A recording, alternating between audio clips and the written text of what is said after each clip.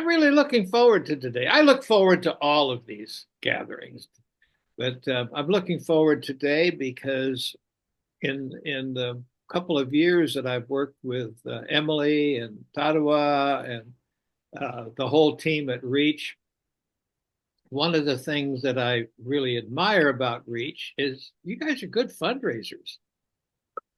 You really do a good job of keeping a steady flow of donations. Uh, the lifeblood that keeps Reach going. And sometimes you do it with your bicycle rides, and sometimes you do it with other other fundraising activities.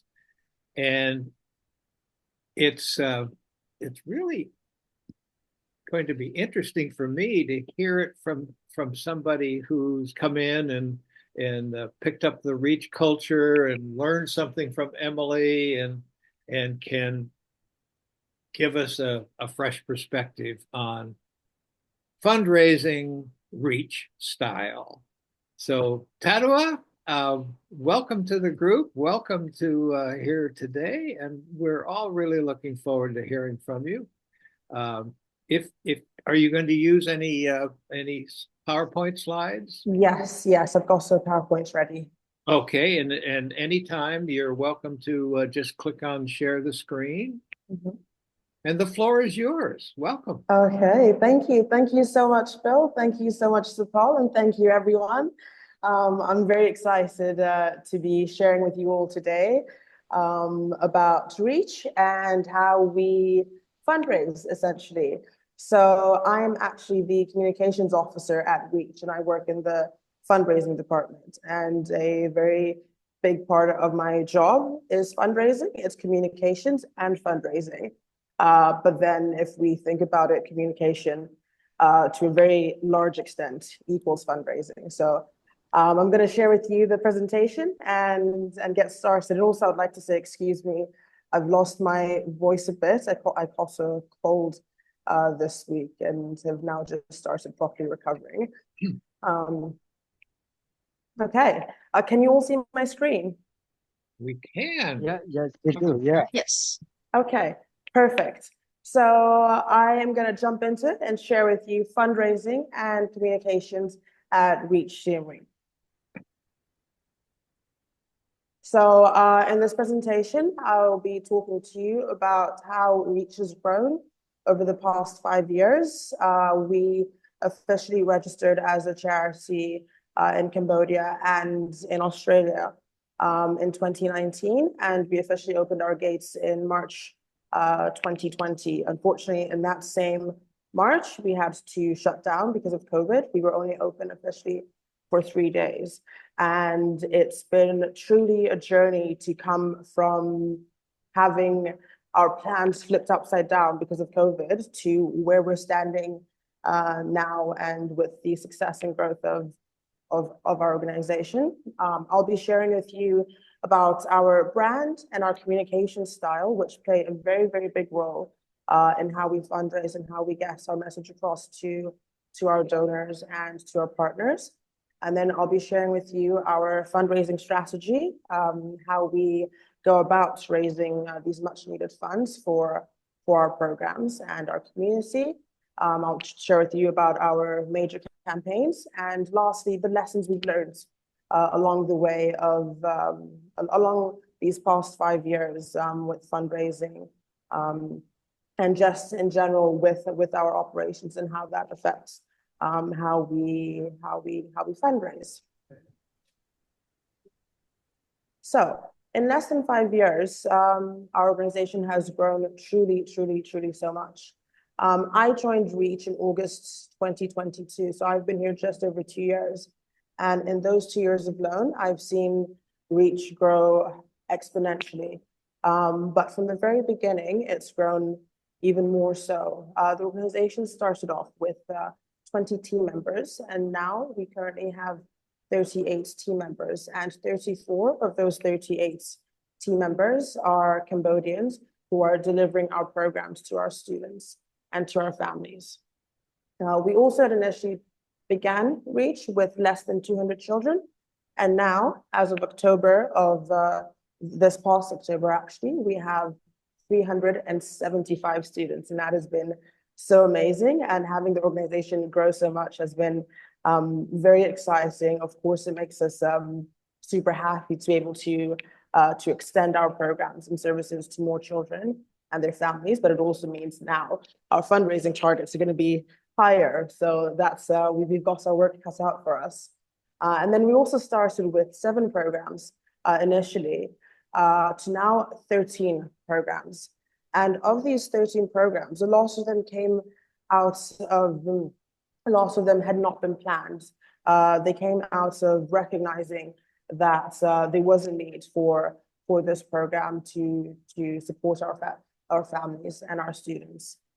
And I think the most important growth that we've had, which shows that that we are doing the work that we've set out to do, is in the past 5 years, we've been able to have 14 internships, award 7 university degrees, and 3 vocational training placements. And these have all been to our staff, to our students, and to beneficiaries, which has been truly important for us, because our end goal as an organization is to ensure that our beneficiaries are able to secure fair employment or pursue vocational training in the journey to fighting generational poverty. We're trying to build up our students and our youth. And being such a young organization, we haven't had as of yet so many graduates from high school, but that has slowly started to come through, and we've started to see that. And with that, we're seeing the potential and the growth and the necessity for us to really drive home our fundraising, operational side. Our team are working so hard, but in order to support them to continue delivering these programs and ensuring that that our students, our youth, and even our team can reach this end goal, we really have to put in the work. So with that, the success that we've achieved over the course of these past 5 years can be put down to 3 key things. The first would be our stakeholders' dedication. The second would be our communication efforts, and the third would be our fundraising strategy.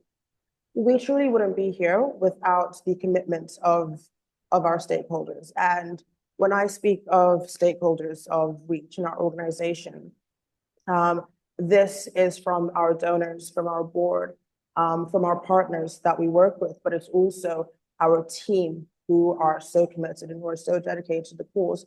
And it's also our beneficiaries who without believing in what we do for them, they wouldn't be here. So this has been such a joint effort of commitment to Reach and to our cause. And the reason why we've been able to keep them dedicated and committed to Reach is through our communication efforts and keeping them involved in what we do. A lot of our stakeholders, such as partners, donors, and our international advisory boards, they don't live in Cambodia. They are in different parts of the world. And how we keep them connected is through our communications, whether that be social media, whether that be through mail outs, that could be through reports. These very different angles we take and very different levels of communications we share with our stakeholders. Even with our beneficiaries internally, we still provide them with communications. Our social workers and our education teams are constantly keeping them updated about what's going on at the school, what's going on with Reach, and what's the latest. And that's what's kept every one of our stakeholders actively involved. And then lastly, our fundraising strategy. This largely relies on the first 2 points, because we need to have our donors and our partners actively engaged. And one way that we work to do that and to retain them is with our fundraising efforts and with our fundraising strategy. So I will share with you now the responsibilities that we have as an organization. And I think this can apply to any NGO working for their cause and especially with fundraising. The first would be communicating our story. This is sharing why we do what we do, who we do it for. And that's a very important thing of keeping our donors and our partners connected to us. And in turn, how we do that is by releasing content to connect globally. Because as I mentioned before, lots of our donors and our stakeholders aren't in Cambodia. It's one thing to be here in person and see what the organization does, but not a lot of people will have that opportunity, especially if it's everyday donors who have never been to Cambodia or are unsure if they'd want to plan that. So how we keep them connected is through online, through our social media, through blogs and mail outs. And that has been truly amazing because we've received so much positive feedback on our social media from our donors who have been following us for years, who have never been to Cambodia, saying they feel connected to what our team is doing, and that is helps them, stay connected and dedicated to Reach. Now, another responsibility that we've taken on is supporting our donors to raise funds. So our donors can get involved in any which way, whether it be through campaign or monthly giving or fundraisers. And in the case of fundraisers, our fundraising team always makes sure that we are readily available to support our donors to help them raise funds. If they are hosting a fundraiser, this would be through providing them with marketing material for Reach. So it could be information packs about a certain campaign or a general information pack about the organization. This could also be through media packs, so curated photos that we've gathered from our photographer, or just personalized content for them to share, so that they can share that with their personal networks and fundraise essentially. And in turn, because we rely so much on our donors for funds for our organization, one of our biggest responsibilities is to retain those donors and to make sure that we're still able to maintain the stream of funds that we have coming in by also retaining our donors. Now we also have running our campaigns. So our campaigns are one of our biggest source of funds as an organization, because these allow us to provide our donors with shared experiences with the organization. And these are campaigns that allow them to have quite a hands-on impact with the organization. So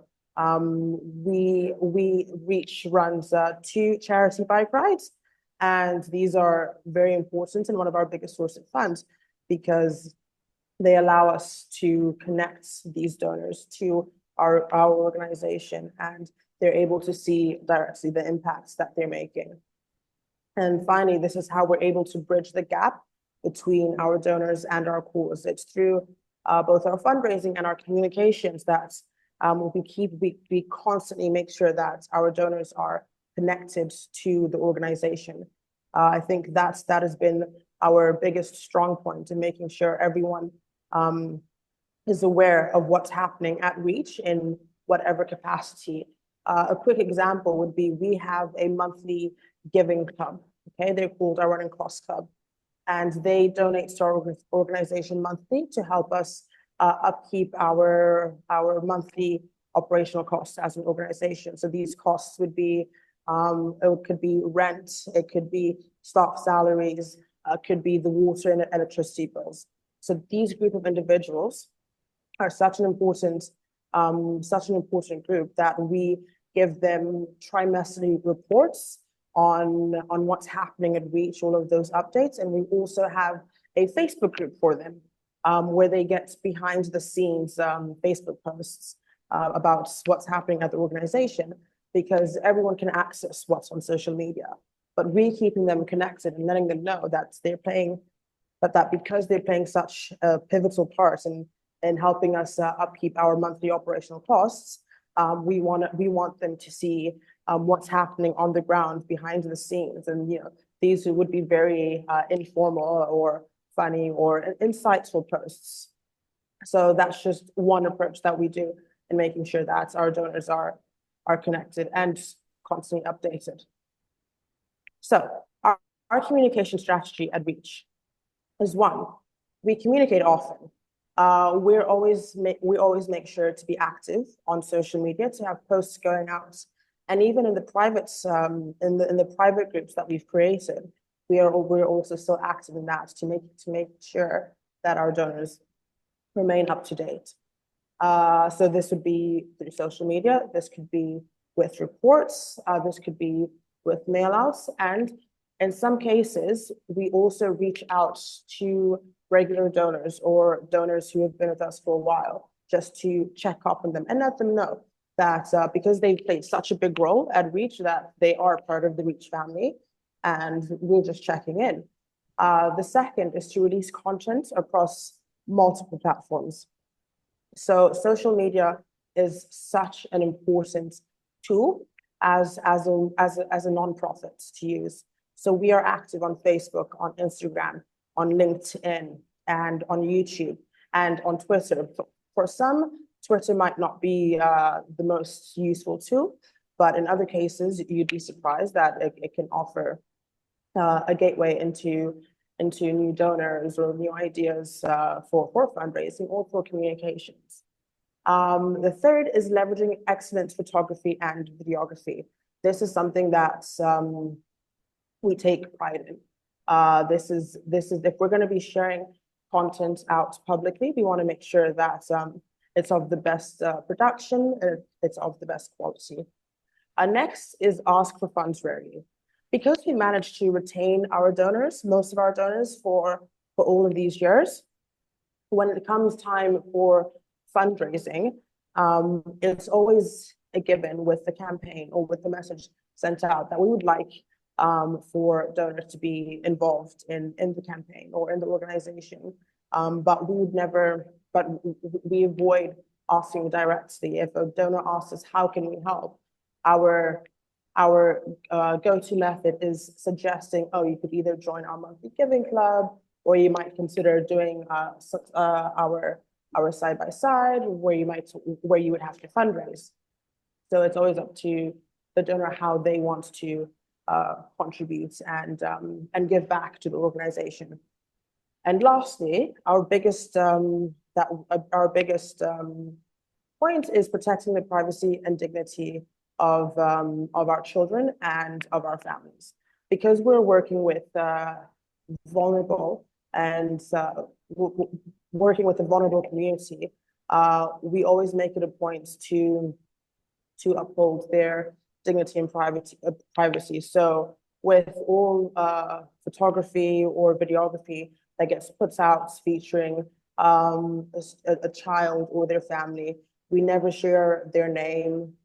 We never share where they live. We're always very cautious of the photography that we put out of our students as well, because we also do want to try and avoid avoid using their circumstances, for a photo or for a video.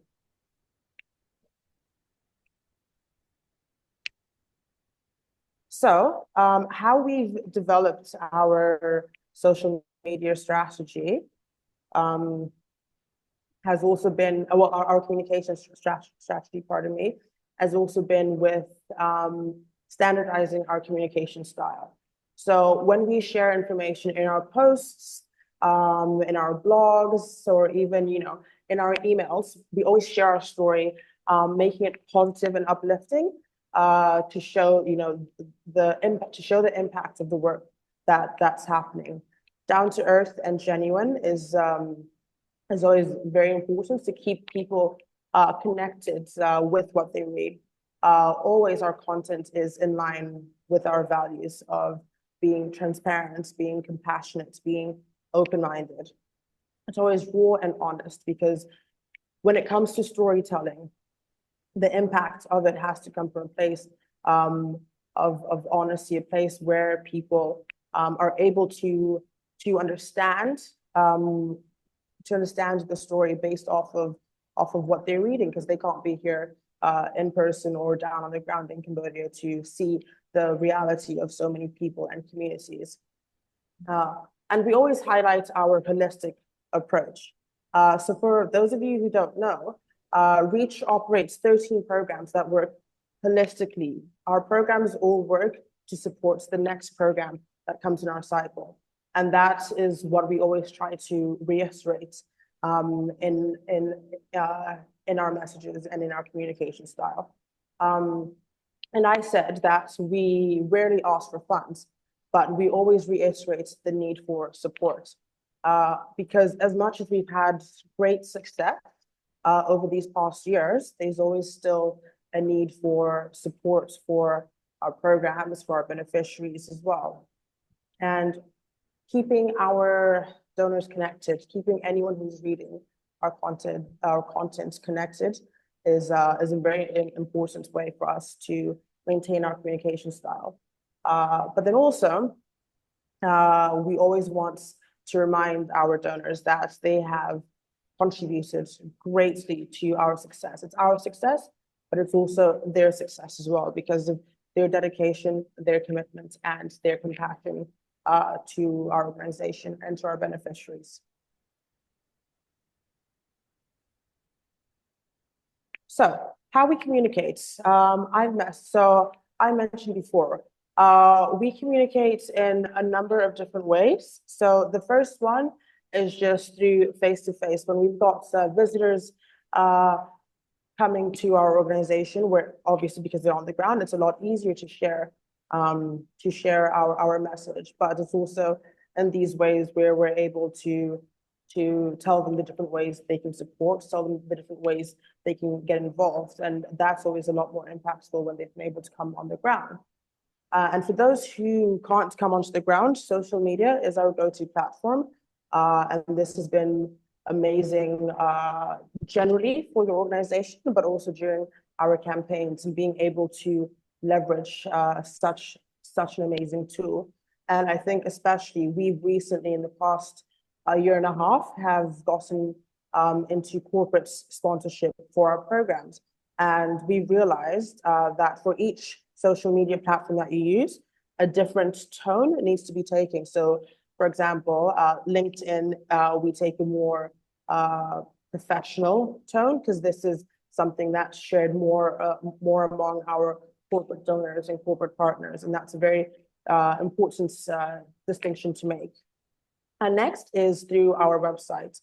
So along with social media, we pay a lot of attention to the maintenance of our websites and making sure that we've got great SEO on the website. And we've been fortunate enough to have a partner support us with maintaining our SEO.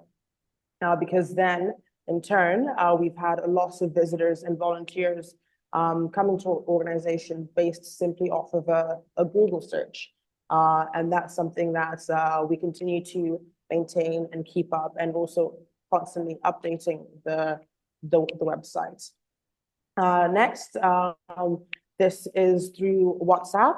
So we've recently started making groups for our different WhatsApp groups for different campaigns of our fundraising, because we realize that there's a group of our donors who aren't active on social media. They're super active on WhatsApp though. So now we're working with our communications to have Facebook groups, and alongside Facebook groups, there's a duplicated WhatsApp group, which a lot of donors have shared that this has been quite happy for them, because they're able to keep connected. Because for some of them, when they go into Facebook, they could be a post that they miss because it's buried underneath so many other posts. But to get it directly on WhatsApp, that's been really nice. And also for them, it feels a lot more intimate to be disconnected and to have our team remembering or putting in the efforts to remind them. Well, yes, to update them rather. And lastly is emails and mailouts.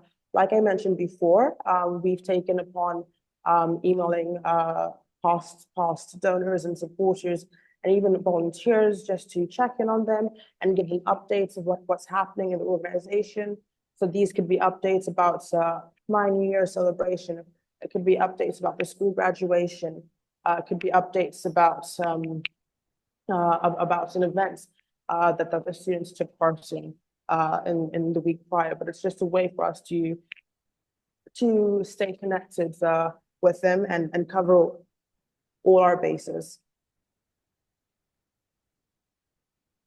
So now I just want to share who we communicate with. So I've mentioned our stakeholders, but more specifically, our donors. We communicate with our donors, we communicate with our partners, we communicate with our program sponsors, and we communicate with our volunteers. And of course, depending on who they are, there's varying degrees of what of the mode of communication that gets sent to them. So, for example, for our sponsors, they get regularly, either quarterly or trimesterly, reports on the programs that they've sponsored.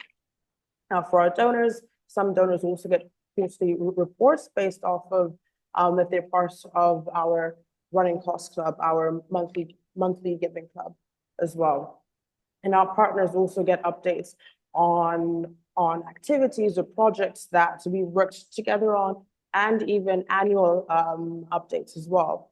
So it's different modes, but always with the same intent and the same style to keep that connection that we've built and that has been working over these past years.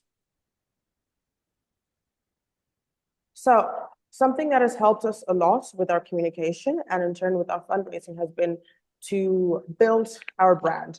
And you never, as a nonprofit or as an NGO, you never, initially, you don't think that the brand, is something that is super important as a nonprofit. But over the years, as you develop, your core activities and your core values and practices, the branding makes such a big difference. And the branding will translate into your communication. It translates into your social media, into your reporting, even into your style of emails.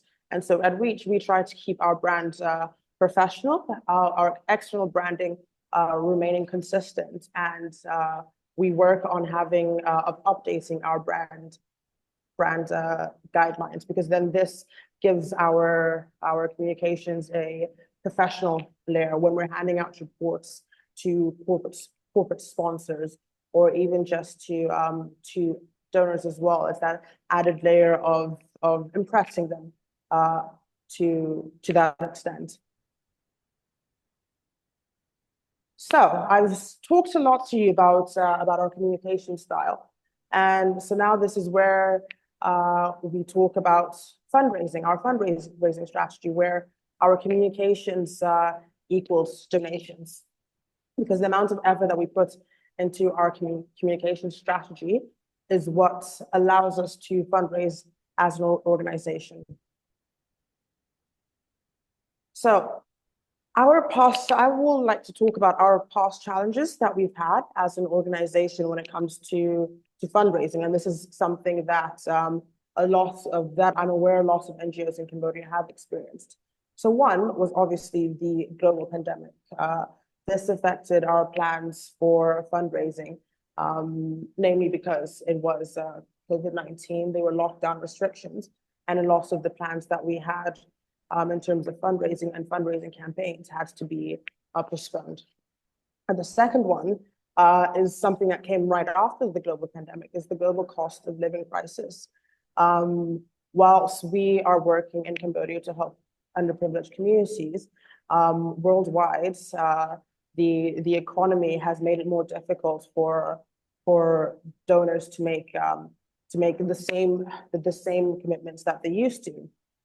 So this has put a hurdle, and where we found that in year one would have campaigns doing exceedingly well, but then in the following year, because of this crisis, we were not meeting our fundraising targets. The third is constant threats to our beneficiaries. So these are, when I say constant threats, these are threats that our community and beneficiaries are always under, but we never know when they could happen. So this could come with displacements from their home. This could come with flooding of their homes and reallocating those funds towards those crises. Another challenge that we've had was repetitive communication strategies. Initially, when we first started, we found that through our communication strategies, we kept repeating how we would work towards how we would communicate our information, as well as in turn communicate our campaigns. And then the last one has been appearing too successful. And this is feedback that we've received from a few donors in the sense of, because we communicate a lot of the successes and the highlights that we do, it undermines the challenges that we're always dealing with for our families and our beneficiaries and our communities. But in turn, in order to curb those, we've come up with various streams of income for our organization. So on the left side, you'll see 7 different ways to help.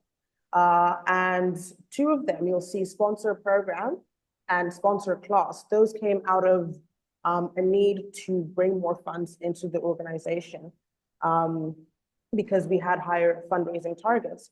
So we came up with the idea to sponsor the programs within our organization, which is also a way for us to build more corporate sponsorships, which is a new approach that we've taken, and that has truly benefited us as an organization and really helped us recover any fundraising losses that we had with campaigns that didn't do well. And then on the right, you have shared experiences. So these are campaigns where we get our donors and supporters to get involved. Our side-by-side, that's our student-led bike ride, where the kids take on the challenge, and donors are able to sponsor youth. We have our Ride to Reach, where donors come to Cambodia and cycle 650 kilometers. And our newest campaign, which we've just launched this year, set to take place next year, is our Walk or Run for Reach. This will be an event that takes place in Australia, where most of our donors come from. So because a lot of them can't come to Reach and experience the organization, we thought, what better way than to bring that to them. So that's actually quite exciting and something that we're looking forward to. And so we identified, after having identified our key challenges, we identified for our fundraising, we have 4 key areas of focus. We've got shared experiences that I mentioned to keep our donors and our network connected to the organization and to the work that we do. We have corporate partnerships. This is something that came out of a need of securing funds for our programs and for the organization in general. And this was a way to also get them involved in our campaigns and have them involved in so many different areas. And this is either through providing us with services, providing us with in-kind donations, such as laptops, having them involved, getting them involved with our Ride to Reach or our side-by-side. The next has been lead generations and international trips to help fundraise. We've been very fortunate enough to have some of our team members and our founder, Emily, get sponsored to go on fundraising trips to share more of our message to Reach and to generate leads. And then we have other efforts, and these would come from general donations, our volunteers and our interns as well. And so this is what I want, this pie chart that you're seeing here, this is from the year 2023 of what our shared experiences, lead generation and corporate partnerships and other efforts, what percentage each of them contributed to our fundraising, which we've seen has had such a big impact in being able for us to be able to adapt and be flexible and take on new approaches to fundraising has been truly amazing and wonderful to see. And so now the lessons we've learned to conclude with our fundraising as an organization, with our communications and fundraising has been being flexible and adapting to our situations. I mentioned that we had we struggled to meet fundraising goals based off of campaigns we expected to do well, but because we didn't, we found new streams of incomes and new ways to bridge that gap that had been left wide open. Another one is don't be afraid to make changes. I mentioned that at the start of the organization, our strategies were repetitive, as was our communication style. Whilst we've developed our style and our brand, but the way we delivered information, I think after 2 or 3 years, if you're seeing the same information coming out, you are prone to losing interest. The fourth one is transparency. Transparency is one of our values as an organization. And this is something that we really share through with our communication and with our fundraising. After every fundraising campaign, we always share with our donors and also supporters the success of the campaign, or rather how the campaign did and where the funds are going. Because I think that's the most important, being honest and transparent with the people who are putting so much dedication into the work we do. And lastly, just to reiterate that communications plays a big role in fundraising, and without a certain level of effort put into communications, you won't reach your full potential with fundraising. So yes, that concludes my presentation. But Tadiwa, thank you for a master's degree education in communications and fundraising. And I am. Yes, I apologize if I've gone a bit over, so I apologize Oh for no, that. no, no! I'm so pleased you did, because that is a very holistic and comprehensive approach to undergirding your fundraising efforts with effective communications. And you made that point very clear. And I wouldn't be surprised if there's some people that have some in this room. By the way, we're up to 32 people, which is one of our larger crowds. So I think you drew a crowd here, Tadiwa. Thank you. But I wouldn't be surprised if there are some people who have comments or questions at this point. And I'm open to looking for a hand to raise or somebody to wave at me. Who would like the floor? While we're waiting for people to focus their mind on what they want to say or ask, I belong to a group here in the Seattle area that's called Global Washington, and it's a gathering of people who are interested in international philanthropy. And yesterday was our annual in-person meeting, held in a beautiful facility, Microsoft's Conference Center, which is really quite nice. And some of the presentations were kind of ho-hum, and some of the presentations were very enlightening. And I picked up a one-liner at that conference that just underscores what Tadiwa has just been sharing with us.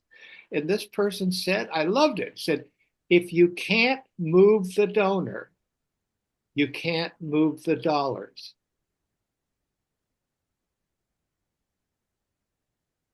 Tadiwa, doesn't that really reinforce your message? If you can't move the donor, you can't move the dollars. No, exactly. And it's a little play on words. So with move having two different meanings in English, it may not translate quite equally and evenly into Khmer. But if you can't engage the donor, the donor's not going to move their dollars. So you laid a beautiful groundwork for that. Time for a question. I think I have one question right now. Who's speaking? I didn't. Rod speaking, Kitley. Oh, Rock, Yeah, welcome. okay. Ask away. Yeah. Thank you for the chance to ask the question. So, like, Tadiwa, it was very impressive, like very great for your presentation about like to summarize in only just this kind of minute, and I can learn a lot about different strategies of communication and equal to like fundraising and different way that you did in read. So, one of my question is about like because it's all area that you did it very successful. So my question is like, what aspect of fundraising communication do you think that could be changed or could be improved? Like, you also can give an example. I don't know. Yeah. I think I'll be very honest as a communications officer and working in fundraising. One of our biggest challenges as an organization was before our fundraising team would be made of 3 or 4 people. Um, and uh, and that worked really well up until a point where we had a lot of work and content and campaigns to get out to the point where we started having to prioritize which deadline is going to be met and which deadline will have to be pushed.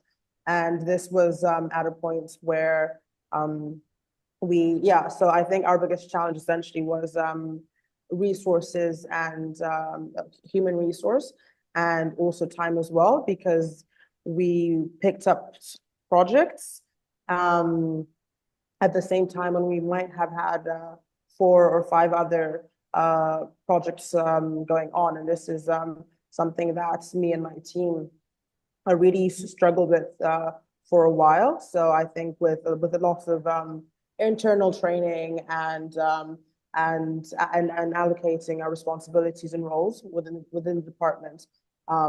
In that aspect, we were able to work around that. Alternatively, another example, I guess, could be not meeting fundraising targets with campaigns that we projected would meet a certain amount. That's always disappointing for us to accept or to see that this is what's going to happen. And so with that, that's why we've had to be creative, and that's why we've been able to find other streams of income, like you said, to sort of help bridge that gap. And that's where you'd see us taking on different projects as well. That was never out of a place of it was unplanned. It was more of a place of we need to hit our targets. Thank you, Vitab. Pisay, you have your hand up.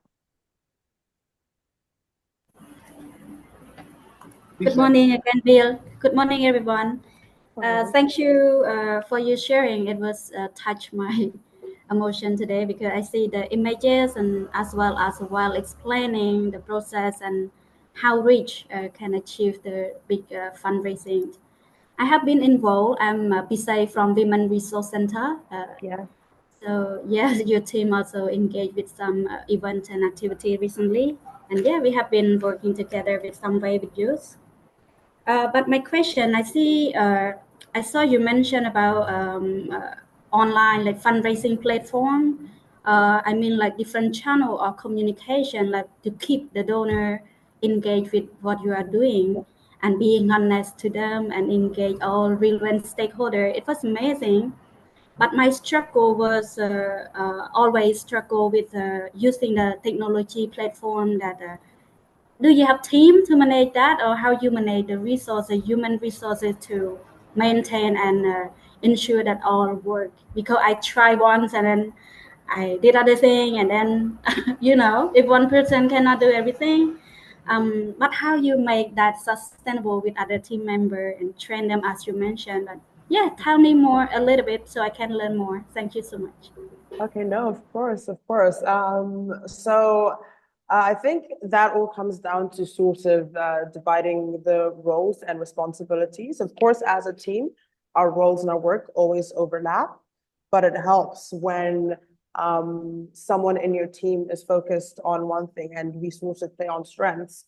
For example, I'll admit I'm terrible at social media, so I never do the social media for Reach. We have another team member who does that. And so whilst they're doing that, managing the social media, and this also comes down to social media engagement, responding to comments, liking comments, even leads generation through social media. That's one team's responsibility. And then, for example, I would put my focus more into updating the website and the fundraising platform. So I think obviously it always depends on the human resource you have available, but also playing towards people, playing towards your team's strength and seeing to what extent you think would be worth also putting some time and energy towards training as well. Because once you unlock that within your team, then you'll be able to add another great layer of communication. Very thoughtful. Ling Sing, you had your hand up a bit ago, and I see Pauline also has his up. So let's hear from Ling Sing, and Pauline, we'll follow Ling Sing with you. Meanwhile, anyone else, get your hand in the air. Ling Thank Sing. you. Yeah, thank you, Bill, and thank you, Hadi. It is very, comprehensive, and I do see that you're very strong in communication field.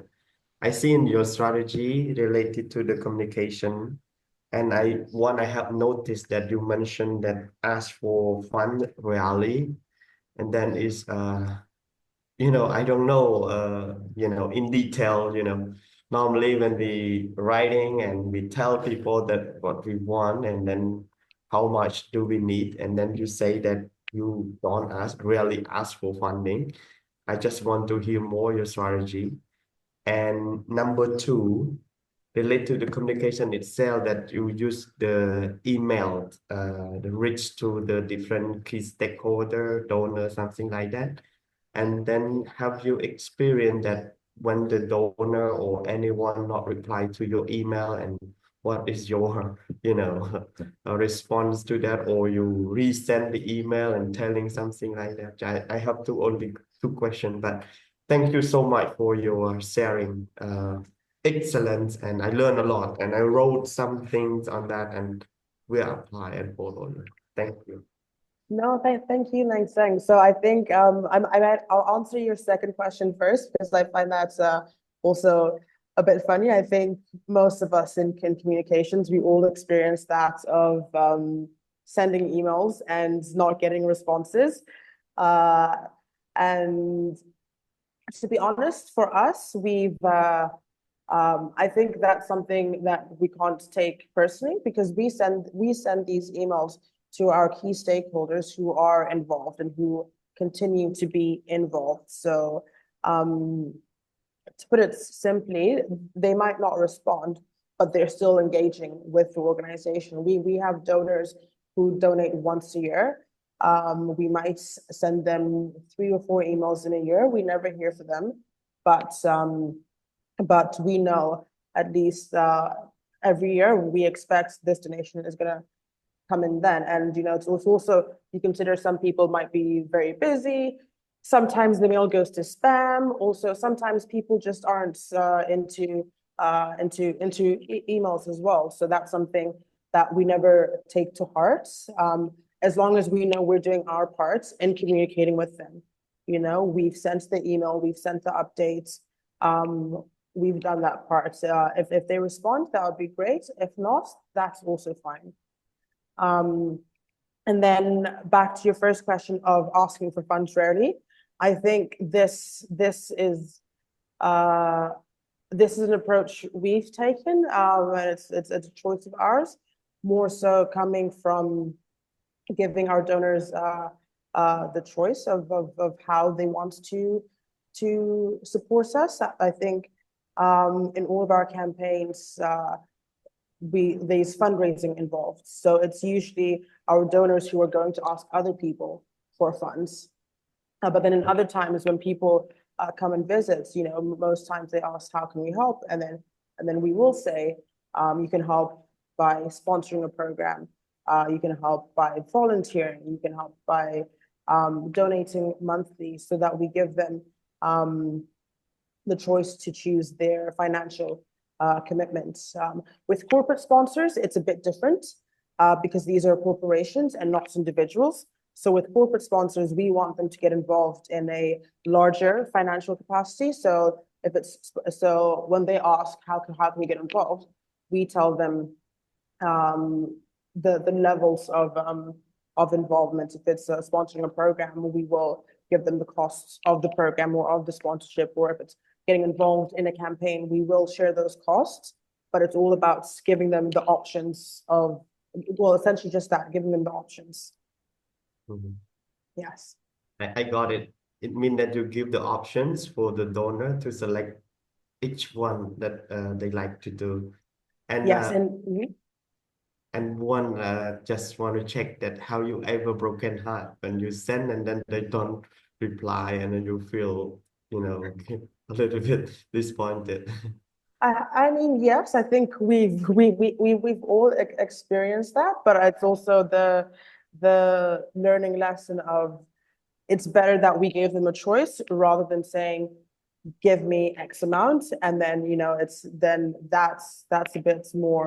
a bit too, I guess that's where your expectations, where you get that down essentially. But when you give them a choice and then they don't get back to you, you're like, okay, the options were explored, and that's okay. Yeah, thank you. Like saying, one of the things that I've learned from some very, very good professional fundraisers over the years is donors get tired of being asked for money all the time. It's just tedious. Oh my God, just lighten up. I'll donate when I'm ready. And so what I hear Tadiwa talking about is just presenting opportunities. And that's enough. Just lay the opportunity out there, and those who are attracted will come to it like a magnet. And those that aren't are going to look the other way and maybe donate once a year. And I did a workshop here in the States 3 or 4 months ago with some U.S. 501c3 nonprofit organizations. And that conversation on fundraising got quite interesting. And one of the organizations said, we have a rule: 4 contacts between every ask. We've got to know that we've reached out and touched that donor 4 times before we can make another ask, which I think reinforces nicely what Tadiwa's experience is proving. Thank you for that. Pauline, you've been waiting very patiently there. From Sustainable thank you. Cambodia and Prasad. Yeah, well, thank you, Bill, and thank you, Tadiwa. I apologize, I pronounced your name wrong. No, correctly. I'm Paulina from Sustainable Cambodia in Pusat. I just wondering, with all this strategy, have you been lucky to get, local people to become your donor, like Khmer people, like or government, Cambodian government be part of the donor to help the program, or even the a local business for your corporate, involvement with that. And that is my wondering question. Thank you. Okay, perfect. So yes, we actually have been fortunate enough to have local involvement with our organization. As of now, we don't have any any programs, local program sponsors, but we've been very fortunate to have, I think the best example I can think of is for our side-by-side ride. This is when our students do 200 kilometers in 2 days. So it's an event that requires a lot of planning as well as event sponsorship. So it's actually in our for our campaign last year, thanks to our social media, we had a cycling company reach out to us because they saw our campaign video online. And they said, hey, I saw this, we want to sponsor all of the cycling merchandise for your students. And this was for about 45 students. They donated jerseys and shorts. And this was just through our social media. And in that same event, our team has also made efforts to consult with local businesses to contribute to in some capacity to the event sponsorship. So this would be either through donating food or donating Royal D for our kids when they were cycling. And so those were the first one, having all of the merchandise sponsored. That was, dare I say, by luck, but that was throughout social media. And then the second one, having local businesses donate food and Royal D, that was by our team going out in person to different shops and businesses and cafes and presenting our campaign to them and seeing if they would be interested. So yeah, so I think in that regard, but that's also something that we are still continuing to work towards in terms of finding local sponsorship for our programs and events. That's really a great question. Let me add. And I appreciate it very much, particularly because I see very little money raised locally in Cambodia, and you seem to have cracked into that a little bit. Can you give us some sense of any of the magnitude, how much money you're raising locally, or what percent of your budget comes from Cambodian resources? And then we'll get back to Pauline. I think he has a follow-on question. Yes, I think I've got this somewhere. I'd have to find it, but truthfully, we haven't raised as much money locally as we have had with overseas donors and donations. I think with this merchandise sponsorship, that might be one of our sort of largest in-country donations we've had, which was, I think, about it might have been close to maybe $2,000 US. Yeah, that's Yeah. good. Congratulations for doing that. Yeah. Pauline, Yeah. did you have a follow-on question? Yeah, well, I just want to ask about, the corporate system. Have you ever set up an ongoing, for example, a package that a local business that they can become a corporate, business with you, which is an ongoing. It's not we walk to their door and ask for donation, but it's a system that they can renew it every year. For example, they decide to sponsor 10 students, and then every year they sponsor 10 students, and then next year they sponsor 10 students, and keep going. And do you have that kind of a corporate system in that?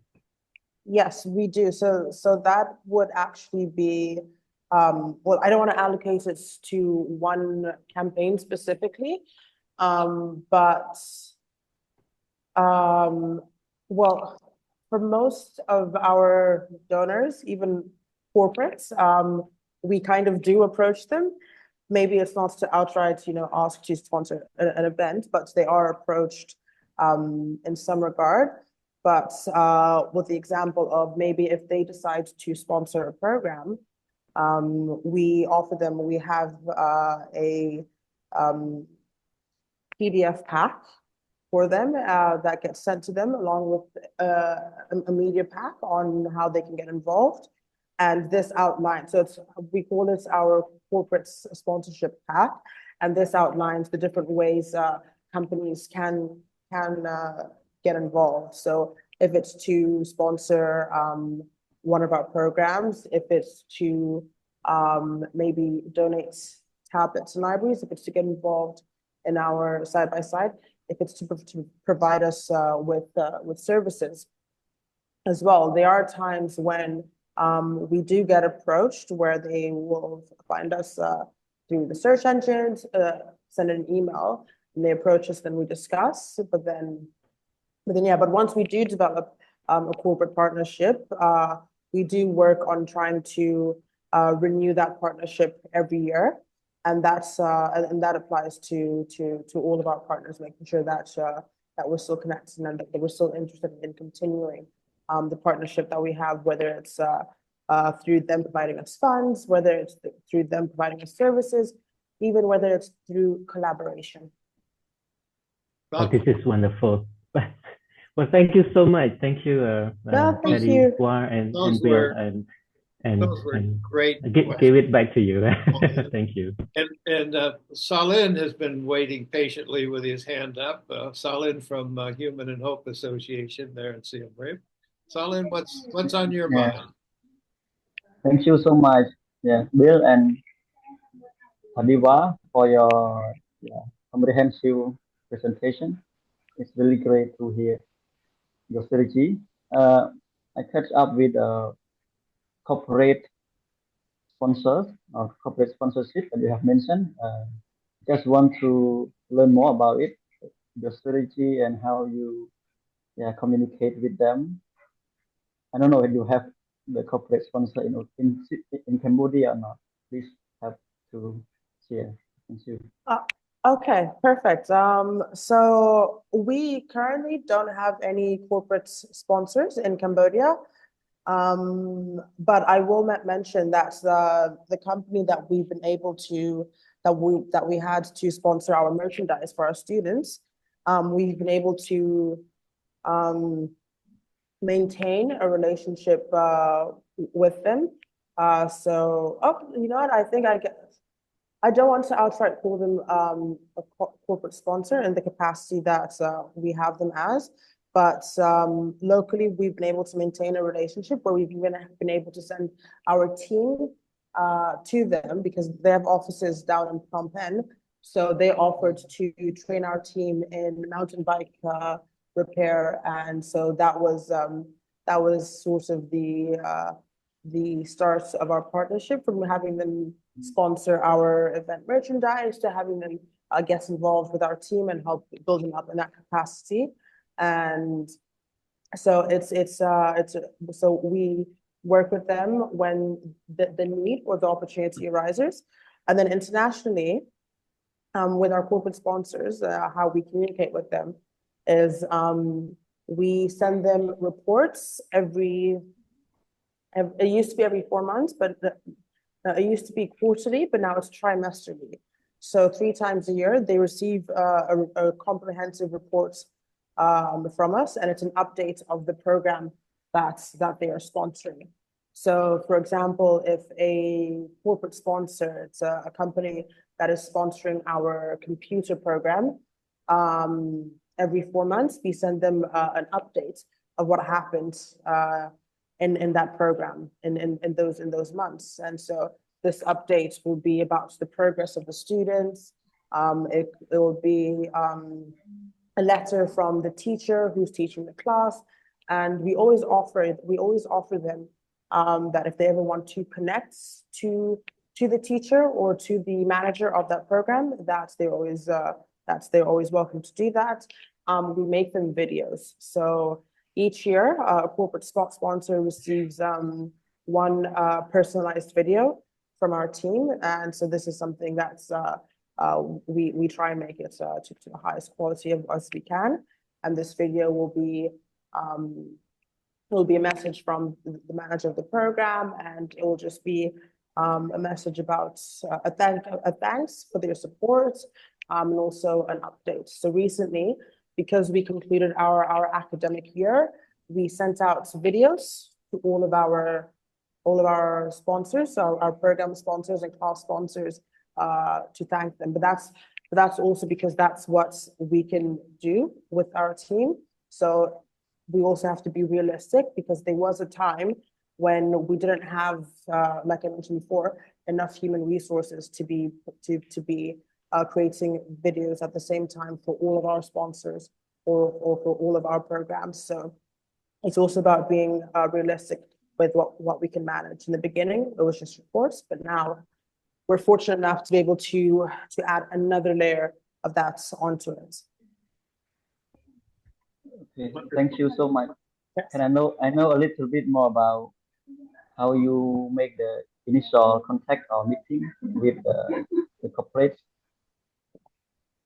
Sorry, could you repeat that? How do you make the initial connection or contact with the corporate leaders? Okay. So this is usually using the network that we have.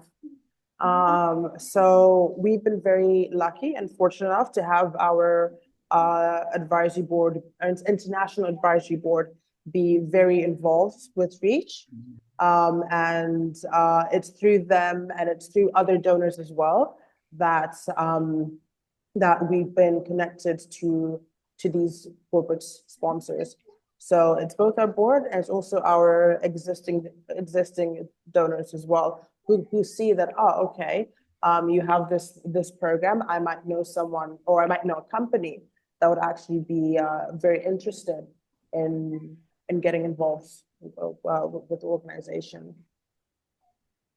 Okay, yeah, great. Thank you so much. You're welcome. Good question, Salin, and excellent answers. It's really about networking, isn't it? And the more people you know and the more people you talk to, the more these good things happen. Lita has been waiting very patiently and has her hand up. What's your question, Lita?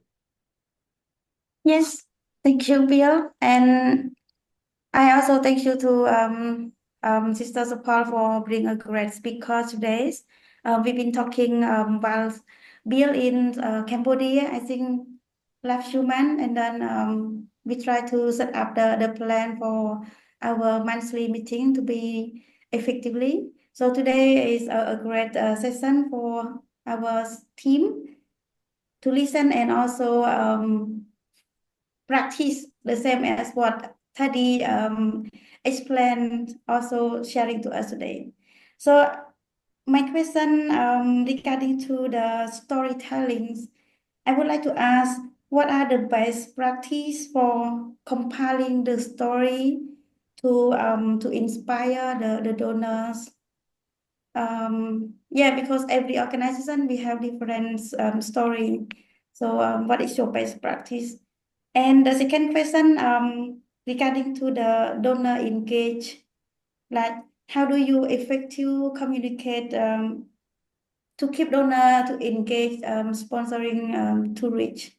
Yes, thank you. So I think for the first question, like you mentioned, all of our organizations, we all have different stories. We all work in either similar or different fields. So that's entirely dependent on the work you're doing and also your general mission and objective as an organization. For us, we try and have our storytelling reflect our values and our mission and what we're trying to accomplish. Our tagline is alongside Cambodian families in their fight against poverty. So you'll find that in a lot of our messaging and communications, we always make a connection of building up families, building up our students, and supporting them to sort of achieve that goal essentially. So when you tell your story, you should be able to always connect it back to your mission, your motto, your values, and and your objectives as a whole, so that at some point you've established a style where people know your story simply, but they can just read a short Instagram caption, but because you've been able to put in your message in that caption, they're able to tell that this is your style and that is your story. And that's how it reflects through your communication. And the second question, sorry, you're gonna have to remind me what the second question was. Okay. Regarding to the donor engagement, like to keep them continue support. Okay. So with donor engagement, of course, it's always about your capacity as an organization, and human resources is always going to be a thing. But something that we really work on when we're talking to donors individually, or not even donors, stakeholders in general, individually, is to personalize our communications with them. So if we're sending an email to a donor, we always make sure that it's not so much of a template, but we interact with them and we engage with them personally. And something as simple as, if it's a return donor, something as simple as like, "Hi, how are you? I hope you're enjoying your time in, let's say, Australia. I heard that that you just had a fun concert," or something as simple as that. Or if it's a first-time donor who's donated, a way to engage them is to say, obviously you start off by saying, "Thank you for donating, that means a lot to us." And then what we do is we always end it with "Oh, by the way, have you ever been to Cambodia before? If you have plans, we'd love to welcome you here." Something to keep them, something to make them feel like that you're interested in them as a person and as a donor, and not just as a source of money, if that makes sense. Yes. Yes. That's true. Yeah. Thank you very much. You're welcome. Wichini has her hand up from the Green School in Kampong Tralak. Can you turn your camera on for a moment and let us take a look and ask your question, Wichini? There you are. It's a little bit dark, so It's a that's why little I dark don't there. show my face. Okay, so Tadiwa, I also have a question. That my question is about the donor.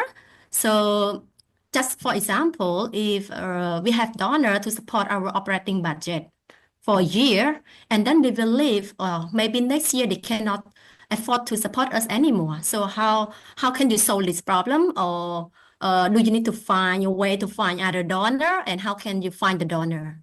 Yes, this is for my question. Thank you. Okay. Well, that's a bit of a tricky one, but I think that would be a case of sort of, dare I say, adapting, because you mentioned finding another donor, but I think you could also leverage your existing donor base and network, or find another. So what we did was, when one of our campaigns wasn't successful in general, it made a quarter of what it had made in the previous year.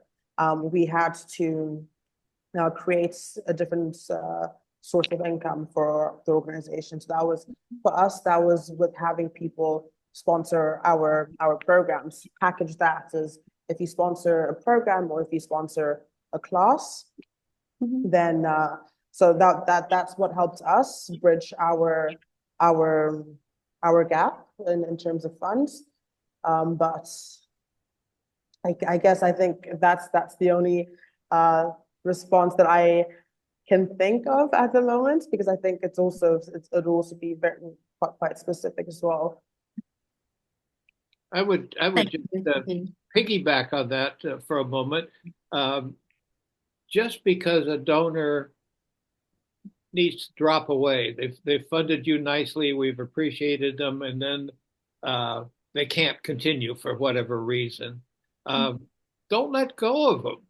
Continue to stay in touch with them and appreciate them as a person, as a human being, maybe they can come back and maybe they'll show back up again. I've had a number of donors who have donated every other year sometimes, but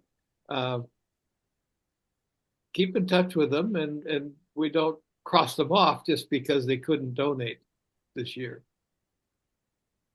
Got it. Thank you so much. Wow, I'm really, really glad we recorded this, and it'll be up on our website in another day or so. So Paul, my great friend and partner, you've been real quiet through all of this, and wanted to give you a chance to put a couple words in on this before we transition out of this enlightening conversation on communications and fundraising, and move on. But love to hear from you. Well, thank you everyone for making your time to come today, and Tadiwa to, spend time, put your effort to make this into a very nice way to explain to us. It's like step 1, 2, 3. That's really great. And I know all of us are struggling, and it's like at the end of the year now, what need to be done for the following years is like it's I don't know, nervousing situation. So I'm glad that we could make this time together and to learn a lot. So I've been quiet because I've been learning. I would say everyone has been doing your part, and keep up. I know sometimes we're disappointed, but there's always hope. So keep communicate. And I really like that everyone actually, echo Tadiwa a lot in terms of like keep communicating. And even if in our foundation, we never really like asking for money. We just say, this is what we have done, and there's more opportunity to get done. So I think we just need to keep communicate and keep doing good work. And one day someone will come. I mean, Virginie, you have many great stories where people actually just word of mouth, basically. If you're doing good work, everyone keep talking about us, and everyone keep actually continue supporting us. Maybe not the same person, and I think it's a bit too harsh to actually like trying to make sure the same person keep donating, because they have their own issues as well. I don't think it's need to be disappointed when the person do not donate to us. But if they can't afford to donate, maybe they actually tell their friend to donate to us, or they probably donate to other good thing. So it's just like we do our part, others do their part too. So I think just keep up. Don't lose our hope. One day, every day the sun always rises. So I don't know, maybe someone in Utah right now, Bill probably could not see the sun that many hours, but there will be sunset and sunrise every day. So that's my message today. I would say keep up, everyone.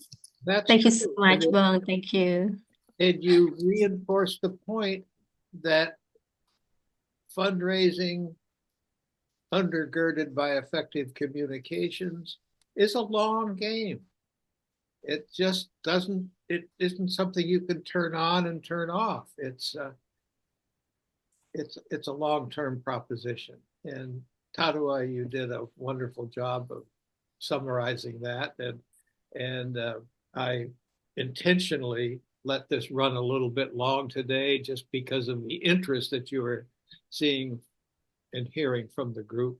No, thank you. We haven't had 31 people show up for several months now, and so you drew a crowd, my friend, and and you made us all proud. You made us all really happy. No, I'm just really happy that you all came, and I do hope that I was able to share a lot with you. You did, and we're most grateful. I'm going to stop the recording now.